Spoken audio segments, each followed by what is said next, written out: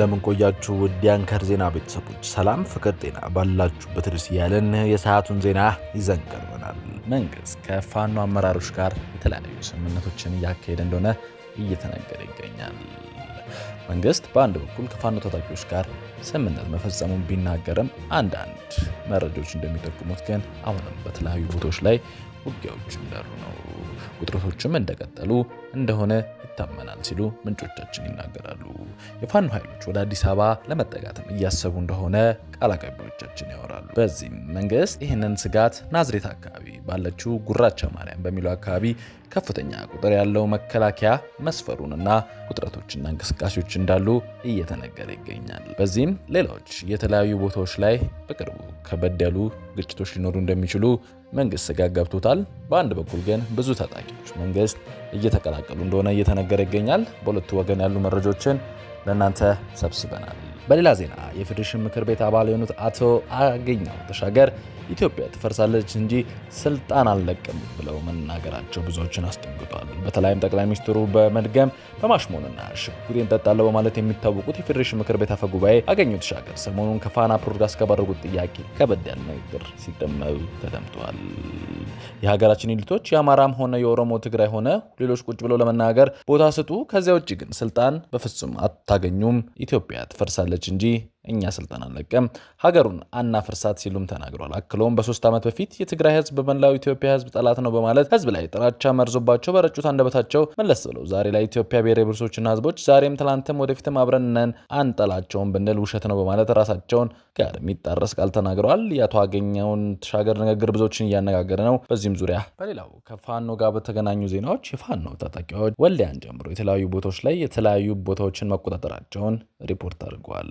ኢንቴንስ የሆኑ ፋይቶች በተለያዩ ቦታዎች ላይ አሁንም እንደቀጠሉ ናቸው።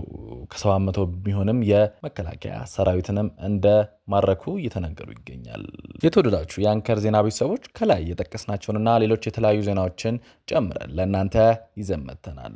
መረጃውንም በሰማችሁ ባላችሁበት ሁኔታ ላይክ፣ ሼር ማድረጋችሁ እንዳረሱ። ለቻናላችንም እንግዳ ከሆናችሁ ሰብስክራይብ አድርጋችሁ ከአንከር ዜና እንድትወዳጁ ጋብዘናል። አሁን በዝርዝር ወደ ያዝናቸው መረጃዎች እንገባለን። በመንግስትና በአማሮ ፋኖ መካከል ያሉ ውጥረቶች አሁንም እንደሚታዩ አልረገቡም ይላሉ የአንከር ሚዲያ ምንጮች።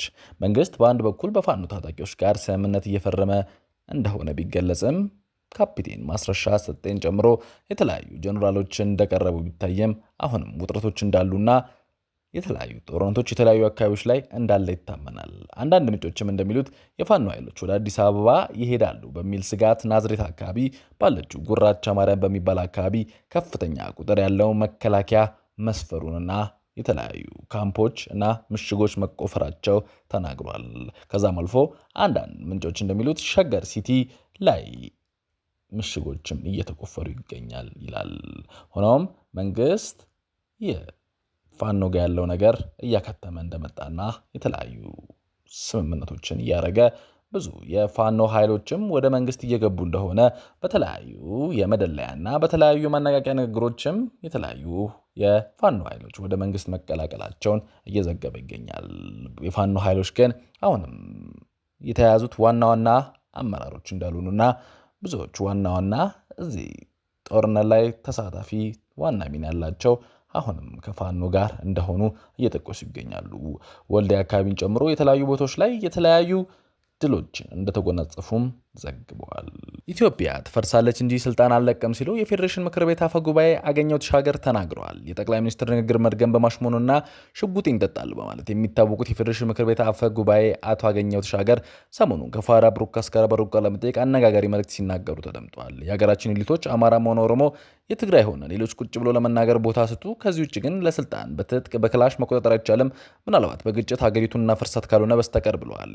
አክለውም ከ3 ዓመት በላይ በፊት ትግራይ ህዝብን በላ ኢትዮጵያ ህዝብ ጠላት ጋር ነው በማለት ህዝብ ላይ ጥላቻ መርዛቸውን በረጩት አንደበታቸው መለስ ብለው ዛሬ ላይ ኢትዮጵያ ብሔር ብሔረሰቦችና ህዝቦች ዛሬ ትላንትም ወደፊትም አብራችሁን ናችሁ አንጠላቸውም ብለው የተናገሩትን ቃል እንደ አዲስ ሲክዱ ተደምጧል። በተያያዘ ዜና ፋኖ ህወሓት ግብፅና ኤርትራ በጋራ ሊያጠቁን ነው ሲሉ ከፍተኛ ጄኔራል ተናግረዋል። ከሰሞኑ በምዕራብ ጎጃም ዞን ህዝባዊ ውይይትም በተደረገበት ወቅት በዚህ ስብሰባ ላይ የምስራቅ እዝ ዋና ሰብሳቢ ጀነራል መሐመድ ተሰማ የተገኙ ሲሆን አስገራሚ ንግግርም አድርገዋል። ጀነራሉ በሁሉም አቅጣጫ ኢትዮጵያ ሊወጉን ተስማምተዋል ብሏል። ከዚህ ቀደም የኢትዮጵያ ውጭ ኃይሎች የገጠማትን ወረራ እንዴት እንደቀለበሰችና ኢትዮጵያ ታሪካዊ ጠላቶቿ ከኢትዮጵያም እንደሚፈልጉ በሰፊው ያብራሩ ጀነራሉ በፋሲስት ወረራ ጊዜ ውስጥ ያሉት የኢትዮጵያ ፖለቲካ ኃይሎች የገጠማቸው የውጭ ኃይል በጋራ ሆነው መክተዋል። የአሁኖቹ ተቃዋሚዎች ግን ባንዳ ሆነዋል፣ ሰፊ ድጋፍም አግኝተዋል ሲሉ ታጣቂዎቹ ያላቸውን ድጋፍ ጥቂት ማይባል እንደሆነ አስረድተዋል። የፋኖ ታጣቂዎችና ጸረ አማራና ጸረ ኢትዮጵያ ናቸው ሲሉ የጠቀሱት ጀነራሉ የአገር ሉዓላዊነት ለባዕዳ አሳልፈው የሚሰጡ ናቸው በማለት ከባድ ውንጀላ አቅርበዋል። እንዲህ ሲሉም ይቀጥላሉ። እነዚህ ታጣቂዎች ከግብጽ፣ ኤርትራ ከህወሓት ጋር ተወያይተው የጋራ ሰነድ አዘጋጅተዋል። በሰነዱም ኢትዮጵያ በሁሉም አቅጣጫ እንውጋት እያሉ ነው። መሬት ላይ ያለው እውነታ ግን እነዚህ ኃይሎች በዋሉበት እንኳን እያደሩ አይደለም። ከዛሬ 2 ዓመት በፊት ግን ዞኖችና ወረዶች መቆጣጠር ችሎ ነበር በማለት ፋኖ ከግብጽና ከኤርትራ ጋር መግባባት መድረሱን ተናግሯል። ከላይም እንደገለጽ ነው በእነዚህ የተለያዩ አስተያየቶች ህዝቡም ግራ እየተጋባ ይገኛል። መንግስት በአንድ በኩል ከተለያዩ የፋኖ አመራሮች ጋር ስምምነት መፈጸሙና ነገሮች መርገባቸውን ሲዘገብ አንዳንድ የፋኖ ኃይሎች ግን አሁንም ውጊያውን እየቀጠሉ እንደሆነና የተለያዩ ቦታዎችን እየተቆጣጠሩ እየዘመሙ እንደሆነና አዲስ አበባ ለመምጣትም እንደሚያስቡ እየተናገሩ ይገኛሉ። ፋኖ ታጣቂዎች ጸረ አማራና ጸረ ኢትዮጵያ ናቸው በሚል ደግሞ ጀነራሉ ቀደም ከፍ ያለ አስተያየት ሲሰጥ ሰምቷል። የተወደዳችሁ ተመልካቾቻችን ለሰዓቱ ያዝናቸው ዜናዎች ይህን ይመስላሉ። የዩቲዩብ ገጻችንን ሰብስክራይብ፣ ሼር፣ ላይክ በማድረግ አጋርነታችሁን አሳዩን። ሰናይ ጊዜ